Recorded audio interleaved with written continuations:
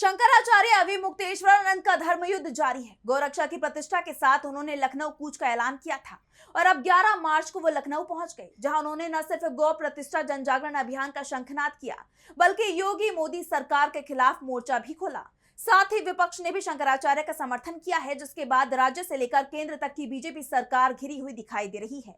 तो क्या है पूरी खबर, जानेंगे इस रिपोर्ट में। शंकराचार्य अविमुक्तेश्वरानंद ने धर्म युद्ध की शुरुआत कर दी है और गौ रक्षा की मांग करते हुए सरकार को घेर लिया है और अब उनकी ये यात्रा लखनऊ पहुंच चुकी है, जहां उन्होंने कांशीराम स्मृति सांस्कृतिक उपवन में आयोजित कार्यक्रम में गौ प्रतिष्ठा धर्म युद्ध का शंखनाद किया।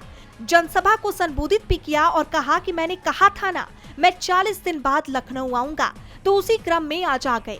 दरअसल शंकराचार्य ने 30 जनवरी को योगी सरकार को 40 दिन का अल्टीमेटम दिया था और कहा था कि गाय को राष्ट्रीय माता घोषित करें, वरना आंदोलन करेंगे।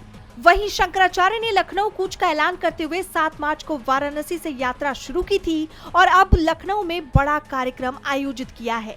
यही नहीं, अविमुक्तेश्वरानंद ने बीजेपी पर ताबड़तोड़ हमले भी किए। शंकराचार्य ने भाजपा को भाकपा करार दिया। जैसे आप जानते हैं कि लखनऊ प्रशासन ने शंकराचार्य को 26 शर्तों के साथ कार्यक्रम की अनुमति दी है। इस पर भी शंकराचार्य भड़के हुए हैं। उन्होंने सवाल उठाया कि 26 शर्तों के साथ कार्यक्रम की अनुमति मिली है, इसमें कहा गया कि किसी का नाम नहीं लेना है। इससे लोगों के मन में संदेह पैदा हो रहा है कि आखिर किसका नाम पुलिस छिपाना चाहती है, उसने ऐसा क्या किया है।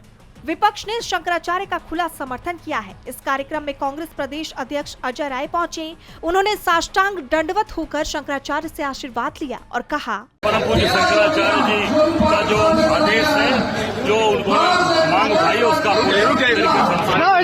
जैसे आप जानते हैं कि ये विवाद माघ मेले से शुरू हुआ था, जब शंकराचार्य को संगम स्नान करने से प्रशासन ने रोक दिया था, जिसके बाद शंकराचार्य सरकार के खिलाफ खुलकर आ गए थे और बीजेपी को फर्जी हिंदुत्व के नाम पर घेर लिया था, जिसके बाद वो लगातार सरकार पर हमलावर बने हुए हैं और इसी कड़ी में अब वो सीधे लखनऊ पहुंच गए हैं, जहां माना जा रहा है कि वो ऐसा करके सीधे योगी आदित्यनाथ को ललकार रहे हैं।